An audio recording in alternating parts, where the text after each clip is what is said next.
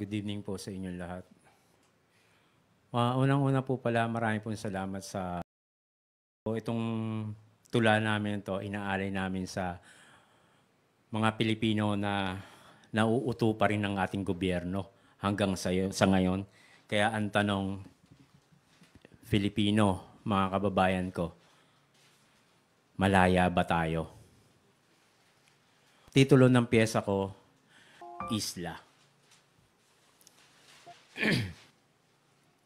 Isang araw, si Pedro at Juan nagkwentuhan. Sabi ni Juan,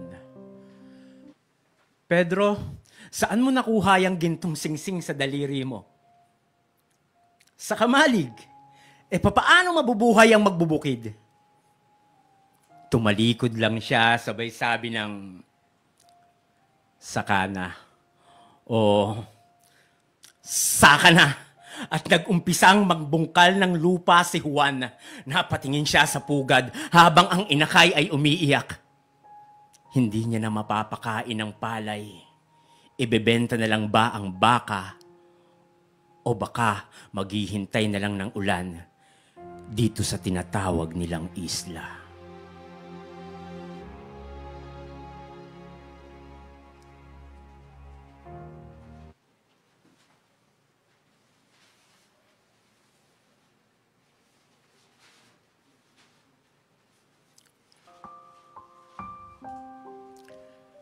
Sa islang ito, ako isinilang. Perlas ng silangan, hitik sa yaman at kagandahan na parang paraiso. Napapaligiran ng maraming engkanto. Nabahiran na mapanglinlang, nakatuwiran, pinipilit ituwid ang baluktot na pako.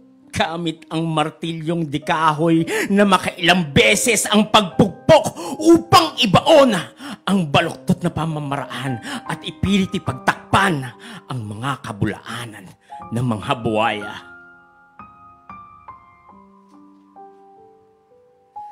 Gobyerno! Gobyerno! Gobyerno!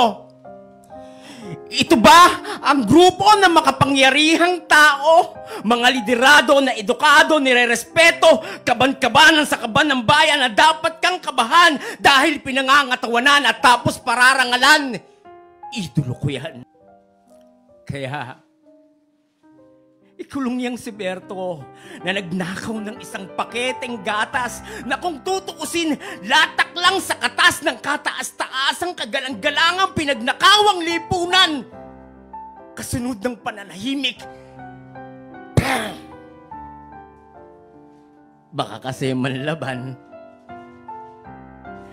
Kaya,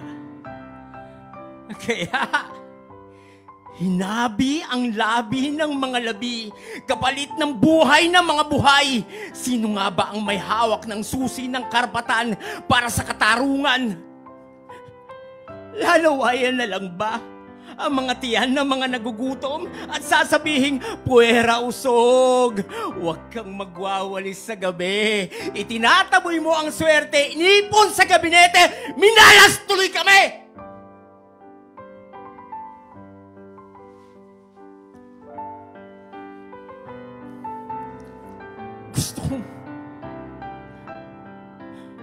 Gusto kong sibakin ng puno. Tadtarin hanggang sa tumulo ang katas. Walang takas, tsaka ibubuhos ang lakas hanggang maputol ang mga sangasangang nagkasangasangang kasinungalingan sa mga sanga ng iba't ibang departamento na naghuhumitik sa bunga. Aabutin hanggat maaari aking babaliin upang masabi ko naman sa wakas, natikman ko rin ang bunga ng pinaghirapan. Ngunit papaano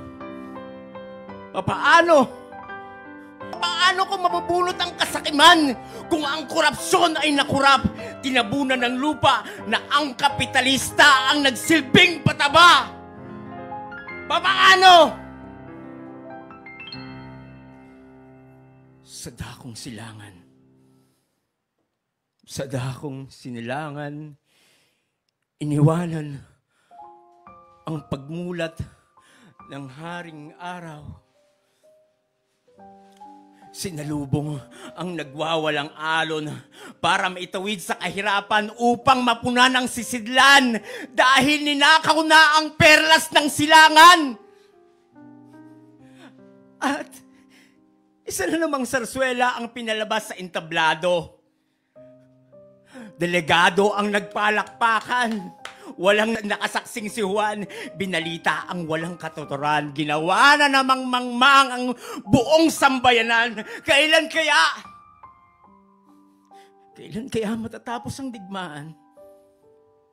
Kapangyarihan laban sa kahirapan. Kung ang hustisya ay bulag, hindi marinig ang tinig ng mamahihirap. Iginapos ang mga kamay sa mapagpalayang demokrasya. Nagmistulang alipin sa sariling bayan. Ang kalayaan ay para lang sa may kapangyarihan. Kaya para sa'yo, saludo! Gitnang daliri ko. Kabayan, kung maririnig mo to, intindihin sana ng puso mo. Dahil hindi lang sa pagbabasa, nagsilakbo ang damdamin ng mga katipunero. Simulan natin sa pagiging makatang revolusyonaryo. Bayan, ano ba ang ginawa mo sa isla na tinatawag kong Pilipinas?